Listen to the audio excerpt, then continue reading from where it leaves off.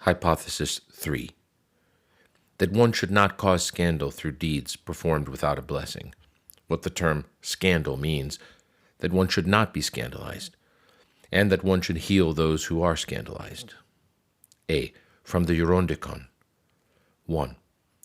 Several brothers from a certain cenobium went out from their monastery and visited an anchorite in the desert. He welcomed them with joy, and on seeing that they were worn out from the journey, put out a meal for them, as is customary among hermits, before the appointed hour, refreshing them with whatever he had in his cell. When evening fell, they said 12 psalms, and likewise during the night. While the elder was keeping vigil on his own, he heard the monks conversing with each other and saying, "The anchorites in the desert have it easier than we who live in Cenobitic monasteries." The following morning, as they were about to leave in order to visit another elder who lived nearby, the anchorite said to them, "Greet him on my behalf and tell him not to water the vegetables." On hearing this, the other elder understood what his neighbor meant, and thus kept the visiting monks working without food until the evening.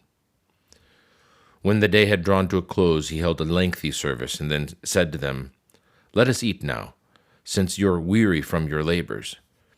It is not our custom to eat every day, but for your sake we will eat a little." He set dry bread and salt before them, saying, "We must celebrate your visit." So he put a little salt into some vinegar, into which to dip bread. They rose after eating and recited the evening office after midnight, at which point the elder said to the visitors, "Out of love for you, we have not observed the entire rule of prayer, so that you may rest a little." When morning came, they wished to depart. But the elder pleaded with them, "Stay with me for a while, or at least for the sake of the commandment, for 3 days, in accordance with the custom that we observe in the desert." When they saw that he was not letting them go, they arose and left secretly. 2. Two monks came down from Egypt to Scetis in order to visit the elders there. After conversing with each other, they sat down to eat.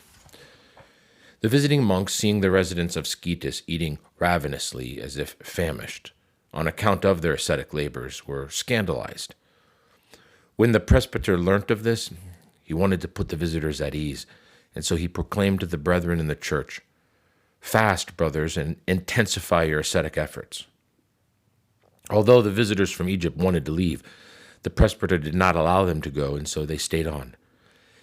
They fasted for the first day and began to feel giddy. The presbyter then made them fast for 2 consecutive days. The brothers of Scetis were accustomed to fasting for an entire week. When Saturday came, the Egyptians sat down to eat with the elders. But when the visitors started to eat their food voraciously, one of the elders took them by the hand and said, "Eat in a disciplined way, like monks." One of them pushed away his hand, saying, "Let go of me, for I am dying of hunger. I have not eaten any cooked food this whole week." Then one of the elders replied, "If you are so faint after fasting for 2 consecutive days, why were you scandalized at these brothers who always keep such a strict fast?" The Egyptians each made a prostration to the monks of Scetis and went away joyfully, edified by this wise observation. B. From St. Barsanouphios. 1. A brother asked an elder, "If I do something which I consider reasonable and someone corrects me for this in an unreasonable way, should I justify myself before him or remain silent, thereby avoiding vainglory?" The elder replied, "If you do not have to justify yourself, be silent. But if the matter bothers your brother, disregard your concern about vainglory and set his mind at rest." The brother said, "If I do something morally neutral in which there is no sin, and I know that if such and such a brother catches me doing it, he will be scandalized at me, and I conceal it out of vainglory, since I will be ashamed if he sees me doing it, should I not conceal it, lest I fall into vainglory, or should I conceal it, lest I scandalize him? And if I do not know for certain whether he will be scandalized, but merely suspect that he will, what should I do?" The elder responded, "If your heart accuses you of scandalizing your brother, conceal it and do not put thoughts in his mind. But if you do not know this for certain, but simply suspect it, do not be concerned about it. 2. The brother asked, if I say something provocative to someone and he does not understand what it means, should I make a prostration before him, or is it preferable for me to remain silent and not disturb him with my thoughts?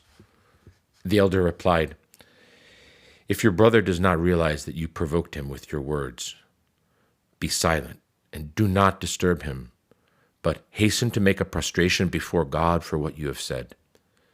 The same brother then asked, tell me, Master, what sort of boldness of speech should we have in our lives and how we should apply it? 3. The elder answered, having boldness of speech means speaking the truth openly.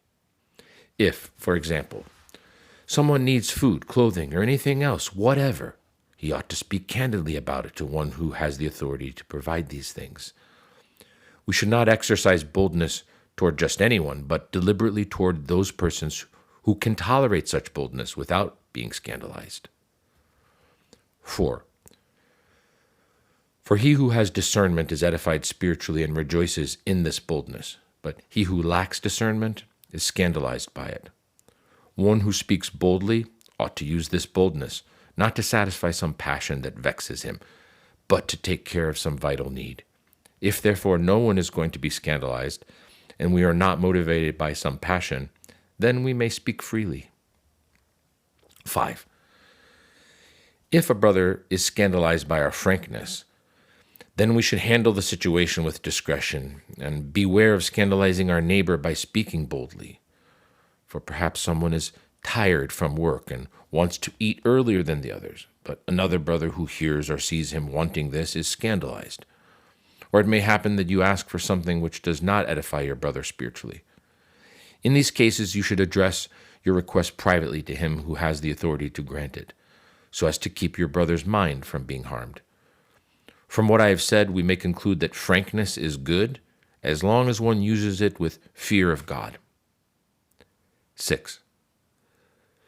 But you destroy it in the following way. Let us suppose that you are in need of something and fail to ask one who is able to provide it. But wait by yourself for him to surmise what is on your mind and give it to you. But perhaps he does not know what you need, or if he does know, perhaps he's forgotten. Or maybe he does not fulfill your desire because he wishes to test whether you have patience. And so you murmur against him because he supposedly disdains you, or you are scandalized, and you sin against him. 7.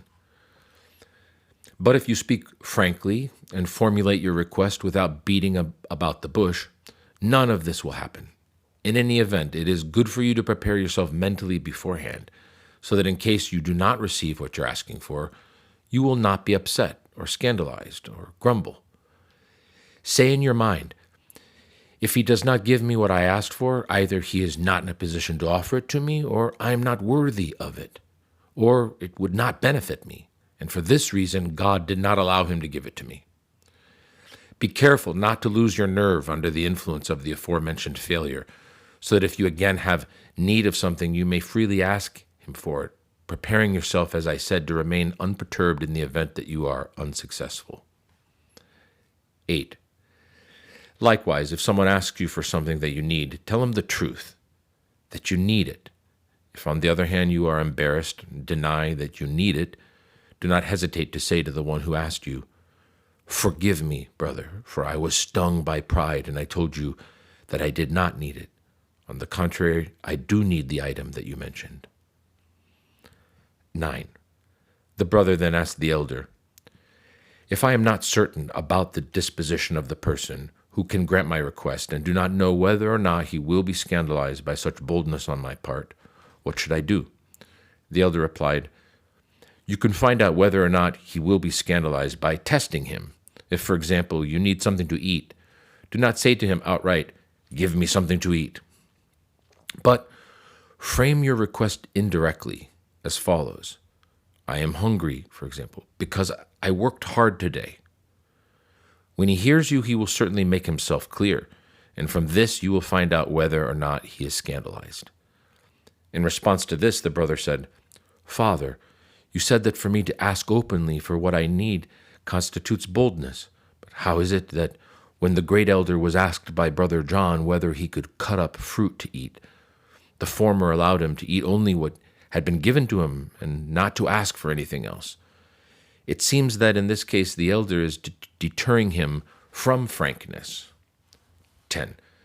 The elder replied, "Brother John was minded not to eat anything, but that clairvoyant elder realized that this thought had been suggested to John by the demons, and wishing to rebuke them, said, 'Do not ask for anything on your own, and then you will understand the wickedness of our foes.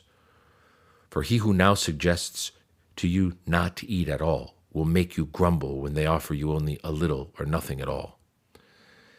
This is why the great elder responded to John in the way that he did. Besides, he had given his disciple this commandment. Where there is no commandment involved, frankness is to our advantage. C. From Saint Ephraim. If you are living with other brethren, do not become the occasion for anyone to withdraw from the brotherhood, lest you be condemned in the next world. Be very careful not to scandalize any of the brothers by your behavior, so that you will not be cast out of the kingdom of heaven along with those who cause scandal. End of Hypothesis 3.